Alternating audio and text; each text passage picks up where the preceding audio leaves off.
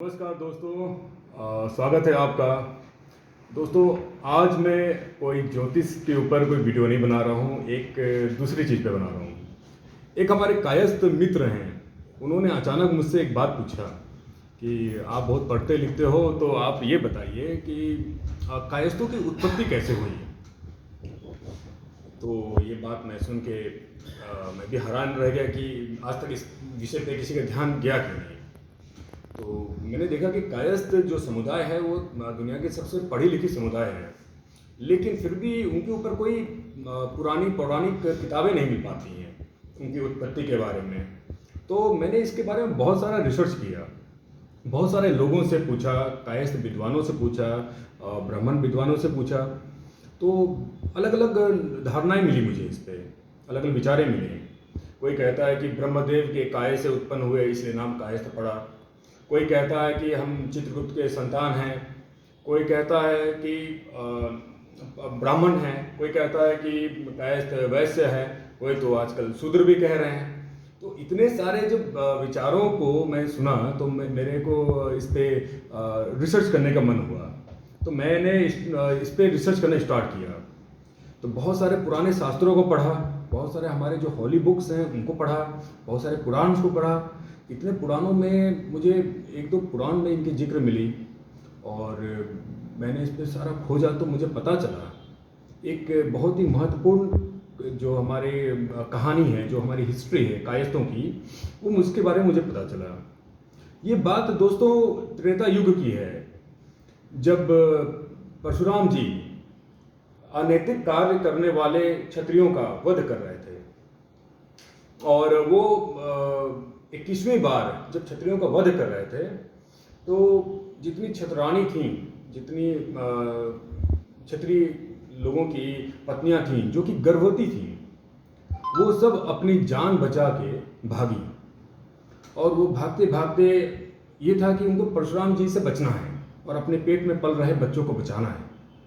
तो भागते भागते ऋषि वशिष्ठ के आश्रम में पहुंचे और ऋषि वशिष्ठ जी से आग्रह किया कि हमें बचा लें, परशुराम जी से हमारा रक्षण करें। तो ऋषि वशिष्ठ जी ने कहा कि इस संसार में परशुराम जी से रक्षण सिर्फ एक ही व्यक्ति कर सकता है, वह है महर्षि विश्वामित्र जी। तो ये सुन के सारी क्षत्राणी जितनी महिलाएं थीं, गर्भवती महिलाएं थीं, वो ऋषि विश्वामित्र के आश्रम की तरफ प्रस्थान किए। और ऋषि विश्वामित्र के आश्रम में पहुंचकर उन्होंने ऋषि विश्वामित्र से कहा कि महर्षि जी हमारी रक्षा करिए, हमारे पेट में बच्चे पल रहे हैं और हमारी जान खतरे में है। और विश्वामित्र जी बिना कुछ पूछे उन सबको अपने शरण में ले लिए। अच्छा, ये बात जब परशुराम जी को पता चली कि विश्वामित्र जी ने इतनी क्षत्रानियों को अपने वहाँ शरण दे दिया है, इस बात से वो बहुत क्रोधित हुए और वो ऋषि विश्वामित्र के आश्रम में पहुँचे। वहाँ पहुँचने के बाद उन्होंने बाहर से जोर से चिल्लाया, ऋषि विश्वामित्र आप बाहर निकलिए। तो ये सुन के ऋषि विश्वामित्र बाहर निकले। दोनों ने एक दूसरे को प्रणाम किया और इसके बाद बात हुई। परशुराम जी ने पूछा कि हे महर्षि विश्वामित्र, आपने मेरे शत्रुओं को क्यों आश्रय दिया है। इस पे विश्वामित्र जी ने जवाब दिया, हे परशुराम जी, मैंने किसी भी शत्रु को आश्रय नहीं दिया है, मैंने तो बेसहारा गर्भवती महिलाओं को शरण दिया है। इस पे परशुराम जी कहते हैं, वो क्षत्राणी भले ही गर्भवती हों, लेकिन वो ऐसे राज्य पे थी, ऐसे राज्य से थी जिसका मैंने पूरा विध्वंस करने का प्रण किया हुआ है और आपको इनको शरण नहीं देना चाहिए। तो उन्होंने कहा, अगर जन्म से ही, ऋषि विश्वामित्र जी ने कहा कि अगर जन्म से ही अगर कोई क्षत्रिय है और आप उनका वध करने का प्रण ले लिए हैं तो सबसे पहले वध मेरा करिए, क्योंकि जन्म से मैं भी एक क्षत्रिय हूँ। तो इस पे परशुराम जी हाथ जोड़ लेते हैं और उनको कहते हैं, नहीं, आप बहुत बड़े महर्षि हैं, मैं आपका हत्या कैसे कर सकता हूँ, आप मुझे अपराध बोध मत बनाइए। तो ऋषि विश्वामित्र कहते हैं, अगर यही बात है तो मैं आपको वचन देता हूं कि मेरे आश्रम में इन जितनी भी गर्भवती महिलाएं हैं, इनके जितने भी संतान होंगे, ये कोई भी शस्त्र नहीं छुएंगे।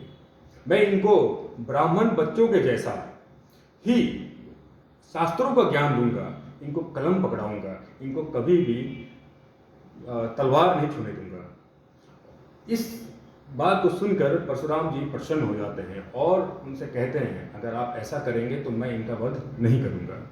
तो दोस्तों, उसी समय से एक नई जाति डेवलप की, जिसके अंदर ब्राह्मणों के गुण और क्षत्रियों का खून दोनों था। वही है कायस्थ। ब्राह्मणों के जैसे शास्त्रों का ज्ञान उनको मिला और उनके जो असली कुल है वो क्षत्रियों का है। और आपने देखा होगा कि हमारे जो चित्रगुप्त जी हैं, वो भी तलवार, उनके पास भी एक तलवार रहती है और उनकी पत्नी एक ब्राह्मण थी। पहली पत्नी एक ब्राह्मण थी, दूसरी पत्नी एक नागवंशी कन्या थी। तो इससे यही समझ में आता है कि जो लोग कहते हैं कि ये डुअल कास्ट के हैं, इसी वजह से कहते हैं क्योंकि उनका जो कुल है वो क्षत्रियों का है और उनके जो कर्म हैं वो ब्राह्मणों के था। इसी वजह से कायस्थ एक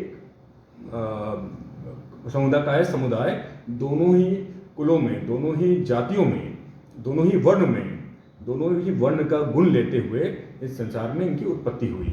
दोस्तों, मैंने बहुत सारा रिसर्च किया, लेकिन इससे ज़्यादा लॉजिकल और रियलिस्टिक चीज़ मुझे मिल नहीं पाई। तो मेरा तो इस पर पूरा विश्वास है, और अगर आप लोगों को इस पर कुछ डाउट्स हैं या कुछ कहना है तो आप ज़रूर कमेंट करें और हमसे इससे कन्वर्सेशन करें। और इससे इस समय मैं वीडियो समाप्त करता हूँ। धन्यवाद।